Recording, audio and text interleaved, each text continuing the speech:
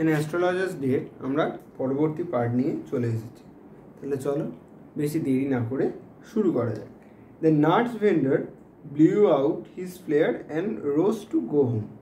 যে চীনাবাদাম বিক্রেতা যে ছিল সে তার যে আলোটা বা যে বাতিটা জ্বলছিল সেটা সে নিমিয়ে দিল এবং উঠে পড়ল বাড়ি যাওয়ার জন্য।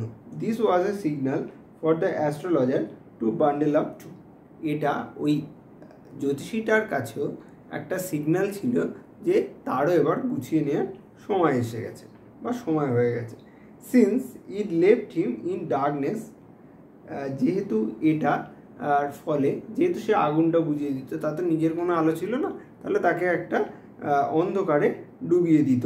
For a little shaft of green light which strayed in from somewhere and touch the ground before him. শুধুমাত্র সবুজ আলোর কিছুটা অংশ থাকতো যেটা কোথাও থেকে এসে পড়তো, যেটা তার সামনে পায়ের কাছটা মাঝে মাঝে কিছু সময় আলোকিত করে তুলত। ঠিক আছে। He picked up his codicils and paraphernalia and was putting them back into his bag, এবং সে তার যে কড়ি ছিল সেইগুলো সে তুলে নিল এবং যে তার জ্যোতিষ চর্চার জন্য যে সমস্ত টুকিটাকি যন্ত্রপাতি ছিল সেইগুলো তার ব্যাগে পুরে নিল। হোয়েন দ্য গ্রিন সফট, যখন সে পুরল তখন দেখল যে when the green shaft of light was blotted out, সেই যে সবুজ আলোর কিছুটা অংশ তার সামনের অংশটাকে আলোকিত করতো, সামনের মাটিটাকে, সামনের অংশটাকে কিছুটা আলোকিত করতো, সেটা দেখলো সে আড়াল হয়ে গেছে। He looked up and saw a man standing before him. সে দেখল যে একটা মানুষ তার সামনে দাঁড়িয়ে আছে। He sensed a possible client. সে আঁচ করলো যে এইটা হয়তো তার কোনো একটা মক্কেল হতে পারে। অ্যান্ড সেড, এবং বলল, ইউ লুক সো কেয়ারন, তোমায় খুব দুশ্চিন্তাগ্রস্ত দেখাচ্ছে। এই যে কেয়ারন শব্দটার অর্থ হলো দুশ্চিন্তাগ্রস্ত।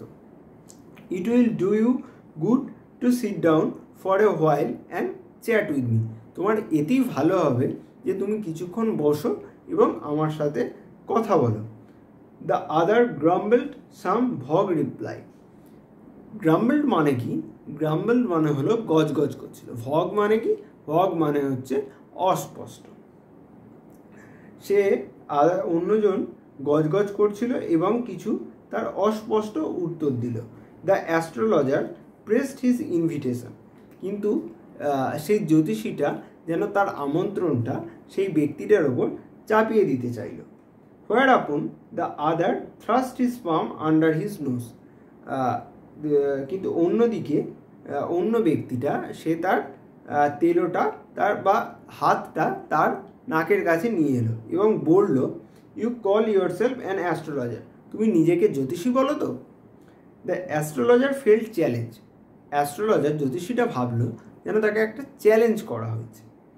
অ্যান্ড সেড, এবং বলল, tilting the other's palm towards the green shaft of light. সেই যে একটু আলোটা আসছিল সেই আলোর দিকে তার চেটোটা ঘুরিয়ে দিয়ে, ইয়োর্স ইজ এ নেচার, তোমার স্বভাবটাই হলো। সে তারপর বলতে যাবে, ও স্টপ দ্যাট, তুমি এটা বন্ধ করো। দ্য আদার সেড, অন্যজন বলল, tell me something worth while, তুমি আমায় এমন কিছু বলো যেটা আদতেই কাজের। ভিডিওটা এই অবধিই থাকলো। এর পরের ভিডিওতে আমি আরও পরের প্যারাগুলো নিয়ে আলোচনা করব। ভিডিওটা ভালো লাগলে ভিডিওটা তোমরা লাইক করো, ভিডিওটা তোমরা শেয়ার করে দাও, যাতে তোমার মতো আরও অনেক পাঠক এই ইংরেজি টেক্সটের অর্থ সহজে বুঝতে পারে। ভিডিওটা এতক্ষণ দেখার জন্য ধন্যবাদ।